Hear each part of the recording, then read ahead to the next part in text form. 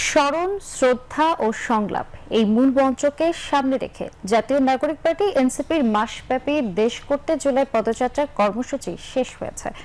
জুলাই পদযাত্রার মধ্য দিয়ে জনগণের সঙ্গে আত্মিক সম্পর্ক গড়ে উঠেছে বলে দাবি করেছেন জাতীয় নাগরিক পার্টি এনসিপির আহ্বায়ক নাহিদ ইসলাম।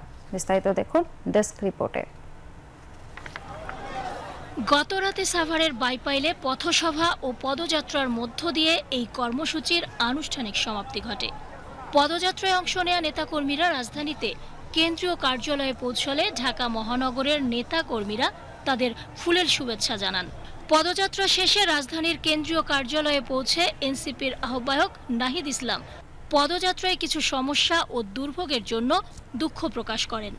নাহিদ ইসলাম বলেন, জুলাই সনদ ও ঘোষণাপত্র আনুষ্ঠানিকভাবে ঘোষণা হলেই এই পদযাত্রা সফল হবে। তা না হলে ৩ আগস্ট শহীদ মিনারে সবাইকে নিয়ে ঐক্যবদ্ধ হওয়ার কর্মসূচি দিবেন। আমাদের এই পদযাত্রা আজকে ঢাকায় প্রত্যাবর্তন করেছে।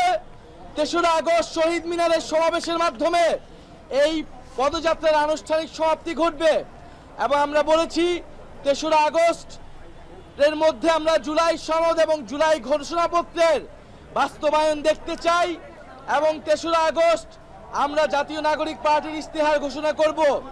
তবে পদযাত্রা পুরো দেশব্যাপী বাস্তবায়নে কিছু বাধা ছিল। নাহিদ ইসলাম জানান, গোপালগঞ্জে সশস্ত্র হামলা ও মাইলস্টোন ট্র্যাজেডির কারণে কয়েকটি অঞ্চলে কর্মসূচি সম্পন্ন করা সম্ভব হয়নি।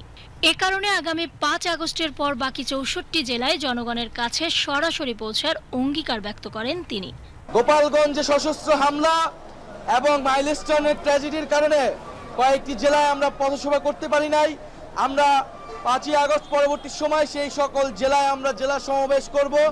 ইনশাল্লাহ ৬৪টি জেলায় আমাদের পদার্পণ হবে এবং জনগণের কাছে যাওয়ার এই কর্মসূচি আপনাদের অব্যাহত থাকবে। জুলাই গণ অভ্যুত্থানের বর্ষপূর্তি উপলক্ষে জাতীয় নাগরিক পার্টি এনসিপির দেশ গড়তে জুলাই পদযাত্রা শুরু হয় ১ জুলাই রংপুরের পীরগঞ্জের বাবনপুর জাফরপাড়া গ্রামে বৈষম্য বিরোধী ছাত্র আন্দোলনে শহীদ আবু সাইদের কবর জিয়ারতের মধ্য দিয়ে। প্রতিদিন দেশব্যাপী নানা পথসভা, জনসংযোগ ও পদযাত্রার আয়োজন করে এনসিপি, যেখানে অংশ নেন সাধারণ মানুষ, নাগরিক সমাজ, বুদ্ধিজীবী এবং রাজনৈতিক কর্মীরা।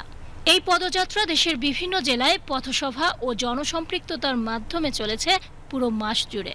দলের যুগ্ম সদস্য সচিব মুশফিকুস সালেহীন জানান, এই পদযাত্রা কেবল স্মরণ নয়, এটি ছিল জনগণের সঙ্গে সরাসরি সংলাপের একটি সুযোগ। তারা তাদের আশা, আকাঙ্ক্ষা, ক্ষোভ ও স্বপ্নের কথা শুনেছেন। সেই কথাগুলোই হবে এনসিপির আগামী দিনের দিক নির্দেশনা। জাতীয় নাগরিক পার্টির পক্ষ থেকে জানানো হয়, এই কর্মসূচি শুধু জুলাই মাসের মধ্যেই সীমাবদ্ধ থাকবে না, বরং এটি ভবিষ্যতেও সাংগঠনিক ভিত্তিতে ছড়িয়ে দেয়া হবে নতুন বাংলাদেশ গড়ার জাতীয় প্রয়াস হিসেবে। সীমা শারমিন, বিটিভি নিউজ।